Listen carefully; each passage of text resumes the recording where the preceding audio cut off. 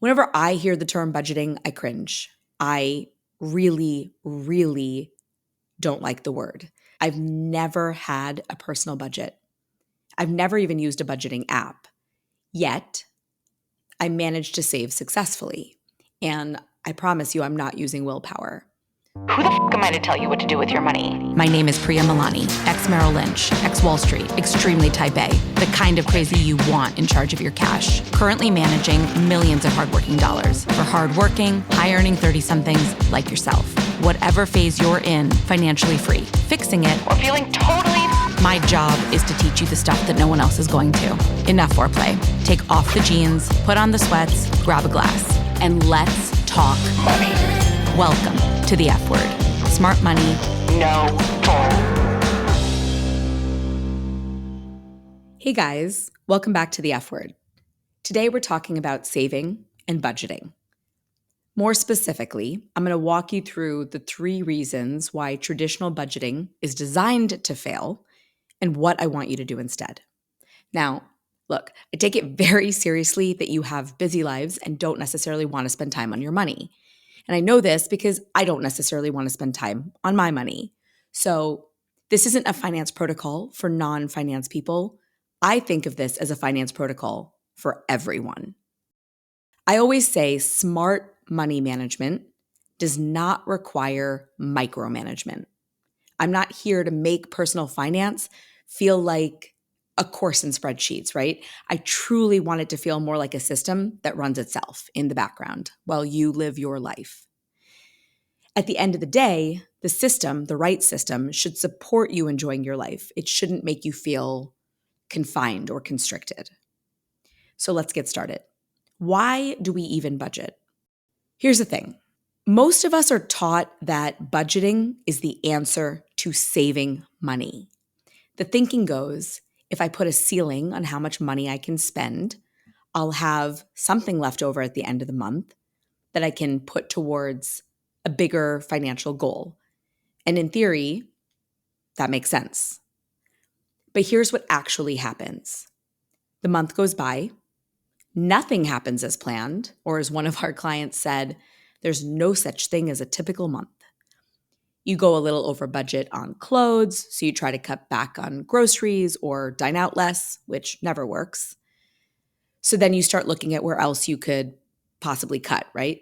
And suddenly you're spending the entire month negotiating with yourself and just trying to balance everything. And you still ultimately end up with little or nothing left over anyway. It's exhausting, it's demoralizing, and it has a terrible success rate.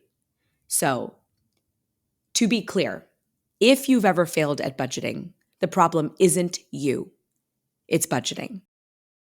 Whenever I hear the term budgeting, I cringe. I really, really don't like the word. I've never had a personal budget. I've never even used a budgeting app. Yet, I managed to save successfully. And I promise you, I'm not using willpower. So I'm going to teach you how to do that today. But first, tell me if this feels right. You make great money, maybe even more money than you ever thought you'd make, right? You're not skipping on lattes or saying no to dinner with friends. You're trying to be responsible though. So maybe lately you opt for the regular Uber instead of Uber Black, at least when it's not going on your company card. You start with a glass of wine instead of a bottle, even though you're probably going to order another glass. You hesitate and then politely decline when the waiter asks if you'd like to add shaved truffles for an extra $65. I do regret that. You walk by a sample sale, but the line is long, so you convince yourself it's a sign and skip it. Ideally, in those cases, you go home with more money in your pocket than you would have. You're really trying here. I've been there. And yet months go by, you've been making these concerted efforts, these conscious decisions to be responsible, yet your bank account doesn't reflect it. Is there anything more infuriating, right? Here you are playing the game the way you're supposed to. You're saying no, you're cutting back where you can, and yet nothing is adding up. Nothing is growing. Nothing is changing. At some point, you start wondering, what's the point of even trying? If you're in your 30s, earning six figures, and want to be able to save successfully, I'm going to teach you the foolproof system. I'm going to start with a question. Do you know why you're saving? Your parents said you should. You want to buy a house. You want to pay for a wedding. You want to have financial freedom. You want to start a company. You want to retire. For me, I want more luxurious vacations. These are all great reasons to save. Now, the good news is that saving is not something you're born with, right? You're not just naturally good at or bad at saving. So, for starters, just get that out of your head. Sometimes I'll hear people say, I'm a terrible saver. That's not a thing. The problem, we've been taught to think about saving money incorrectly, and we've been given the wrong system. So I'll tell you about Ashley. She's 35, makes $268,000 a year. By all accounts, she's totally made it. But instead of feeling financially secure, she is always stressed about money. She's got the apartment. She travels all the time. She never really skimps on experiences. Obviously, there's nothing wrong with that. She can absolutely afford it. But the hesitation and the guilt that accompanies every big purchase is so not worth it. And the crazy part is that she can't not afford it. It's just that she never feels like she can. She's fully aware that saving is an afterthought for her, right? Every month it's the same thing, same story. When there's nothing left over, she kind of says to herself, all right, I'll try again next month. But there's stress accompanying that, right? There's a lot of stress without a clear reason. The worst part is that she's not alone. Most high earners feel this way. After working with thousands of high earners, I've only come across one group of individuals that are predictably good at saving for the sake of saving. And it's almost always the children of first-generation immigrants. Good or bad, it worked. Their parents drilled it into them, and they saved because they were told to. Then there's me, on the other hand, also the child of first-generation immigrants. And whatever my parents told me to do, I pretty much did the opposite. So if you're like me, saving for the sake of saving isn't going to work for you. Yet, that's where most of us start. We have a general savings account, and we save ad hoc. If there's any extra laying around, we throw it into savings. But there's a big problem with this. It's hard to stay motivated and keep going. If something pops up, it's pretty easy to just take a little bit from your stash because there's no real sense of trade-off. Also, bigger question, when can you stop saving? When is enough enough? So back to Ashley. I asked her why she was so stressed about saving. Like, what are you even saving for? And she didn't have a good answer. She just felt she was supposed to. So Ashley's problem wasn't that she couldn't save. It was that she had no clear reason to save. And that's the missing piece most people don't even realize they need. Most of us aren't super clear on why we're saving. And when you don't have something you're working towards, how are you even supposed to have motivation, let alone deny yourself something you want in the moment? It's not like, oh, okay, if I skip doing X now, I can do Y later.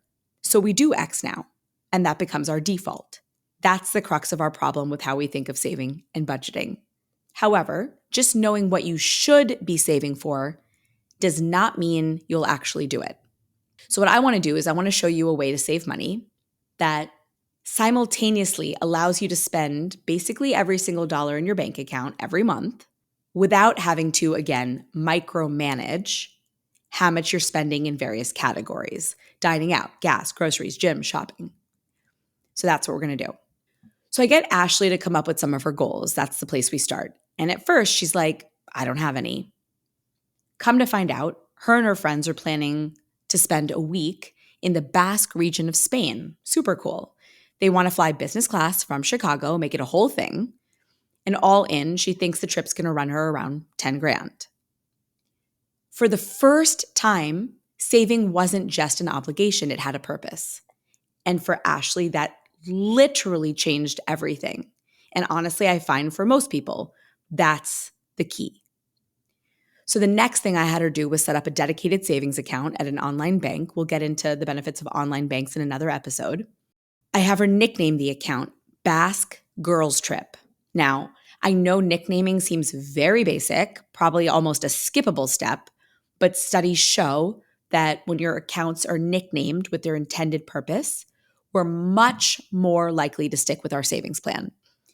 And these days, nicknaming is a feature that most banks make available, so you might as well take advantage of it. It's a really good idea. With the trip a little over about 7 months away, we took $10,000 divided by 7 months. Ashley needs to be saving around $1,500 a month or $750 a paycheck. She gets paid twice a month to make sure she can, quote unquote, afford this trip.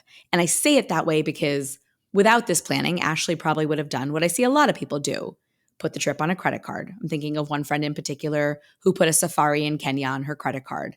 A once in a lifetime opportunity, no doubt, I get it. But then comes the slow payoff with crazy interest. And for Ashley, that would have meant handing over an extra almost $2,000 to the credit card company for nothing in return, but poor planning on her part. You don't want to do that. I break that down more in episode 3. Okay, so we get Ashley set up with an automated plan, right? So that on payday, $750 moves immediately from her checking account to her Basque Girls Trip savings account. She says, now what? I ask her, what else do you want to save for? She tells me she's got an emergency fund and otherwise really can't think of anything else. She's feeling pretty set. So I tell her that now she can spend whatever's left in her checking account with confidence and without the guilt. In fact, she can blow everything down to the penny. We call this system the reverse budget.